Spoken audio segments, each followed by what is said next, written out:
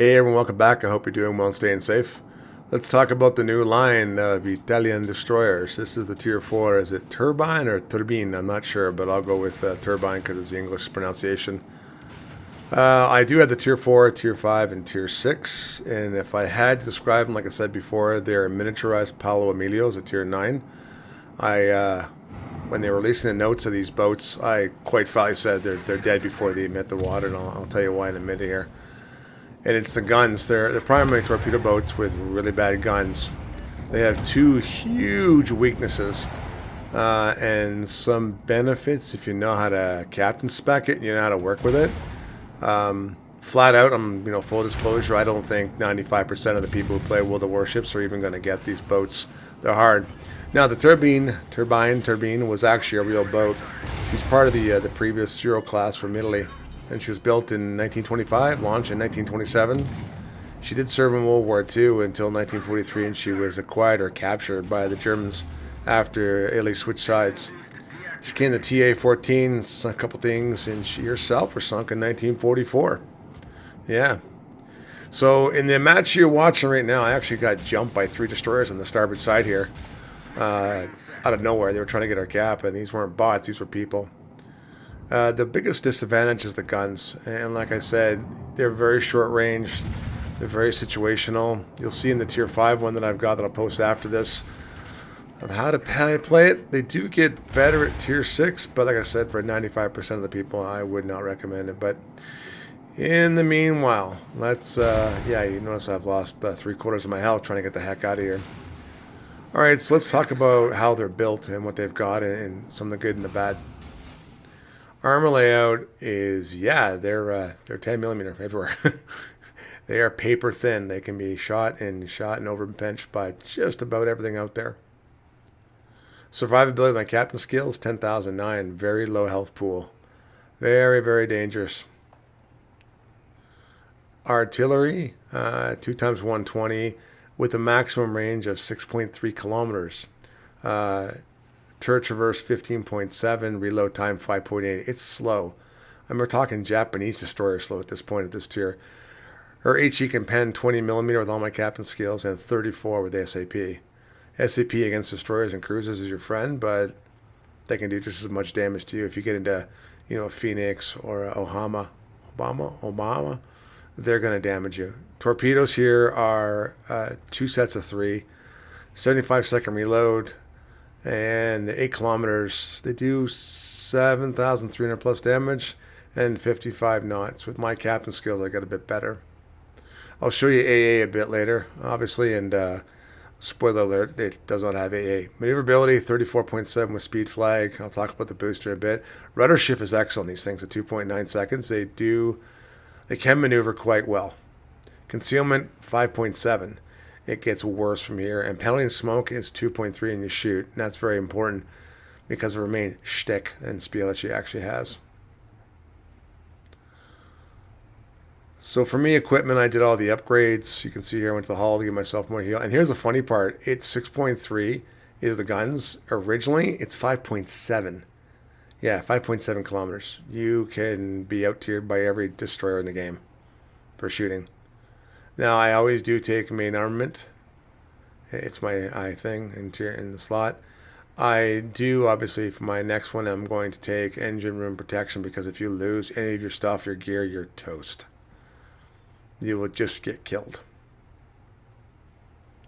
As I talked about, here's the HE, 20 millimeters of pen, 6.3 maximum range, SAP, 34 millimeters of pen, and 5.8 seconds. And of course, torpedoes, like I said, 75 seconds and 8 kilometers. She comes with standard repair. It does recharge in 38 seconds, which is quite nice because you're going to need it.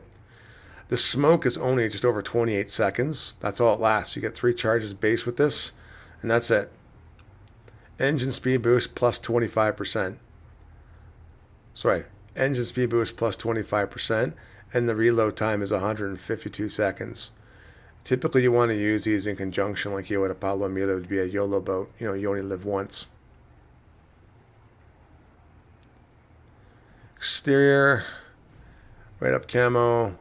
These are what I take for my economic and specialty flags. I do take the extended for the the speed boost and smoke, I believe. Sorry, and that's what I take for their flags. Now for Linguini Centauri, I take grease the gears. Don't have to take that one. I do take preventative maintenance because if anything breaks, you're dead. Again, last stand for the exact same reason. I do take what's called Swift Fish for +7 speed on the torpedoes. I take Adrenaline Rush. Gosh, my gosh, take this. You're going to need it. The last three markers I take are for me and for a specific reason. I do take Swift and Silent. You're not detected. It's like having a speed boost, which is great.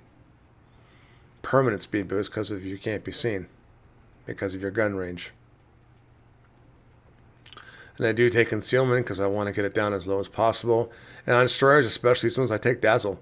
It's dispersion of shells from the enemy. It's +20%, so they have a 20% chance of not hitting you.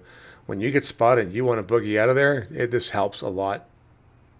It also activates as soon as you're spotted, which is fantastic.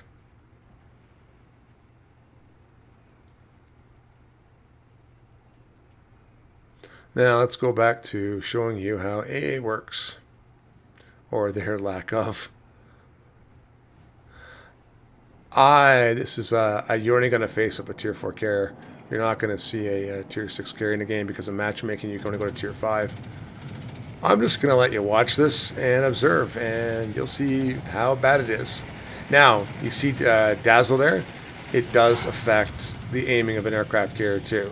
So 20% reduction of being able to hit you is great for any other planes, bombs, rockets, skip bombs, etc., etc. The speed is okay at tier 4 and tier 5. At tier 6, it gets up. The speed boost, that can be over 40 knots. Or correction, over 50 knots. Maneuverability is key with this boat. The best you can, and just keep maneuvering.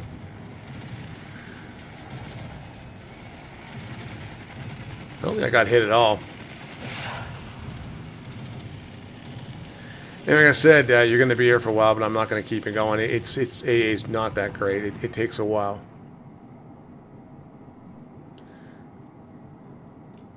Back to the original game I was playing.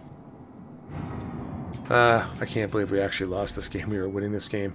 We were down by a couple hundred, went back up. It's funny, my team here, these two last players, they have over 32,000 games. I was telling my team when there was 5 of us, get back, we win the game. Nope, and I'm down to 355 health, but we're going to try to win harder, and we lose. It's kind of sad. If I had to overall talk about these boats, to be honest, I'm literally not going to recommend them. It's not that you don't want to play them. I mean, they have their situation. They're different. I don't mind playing them, but I am a DD driver, and I do like DDs. These boats are very situational. You really have to know how to play DDs. I would say the short part of the game, or the first half of the game, you want to go out and spot, get in positions, drop your torpedoes. You do not want to be using your guns in the first proverbial 10 minutes of the game. In the mid-tier, you're going to figure out where the enemy is, and you can get in closer. When it comes to the Paolo Emilio line of the yellow boat of coming in, you get close to a target that you want to single out, especially battleships. And please note, at tier 4, tier 5, and tier 6, if a battleship's at full health, you are not going to kill it with all your torpedoes, even if they all hit. So get ready to use some SAP and then hopefully kill as quick as possible. But you do want to use it like a Paolo Emilio, come in, charge. If you try to split 2 battleships, not going to work. You're going to get killed. In the second half of the game is where you want to start using your guns. If there's a DD that you're going to find that's half health or whatnot, your SAP can wreck it. In a kiting situation, you can pull away. And when you're not sure, when you overextend, speed boost and your smoke is is a savior. Like I told you at the beginning part of this game, I got jumped by 3 DDs, I think it was, or maybe 4. It was one of those, I'm going to get killed and I need to get out. And their team was supporting them with gunfire, which is fantastic on their point. So, anyway, like I said, I can't personally recommend any of these boats to people unless you're a glutton for punishment. But I do feel because of the gun range and how they're designed, the line is already dead before it begins. I don't think a lot of people are going to play them or look at them and get extremely frustrated. But that's my view and my take. As always, I hope you're doing well and staying safe. Leave some comments down below of what you thought of this and how we do things. And as always, take care. Let's everyone in the world be safe tonight, and hope you enjoy the video. And that's the end of my game. The game was almost over, so it's all good. All right, bye for now.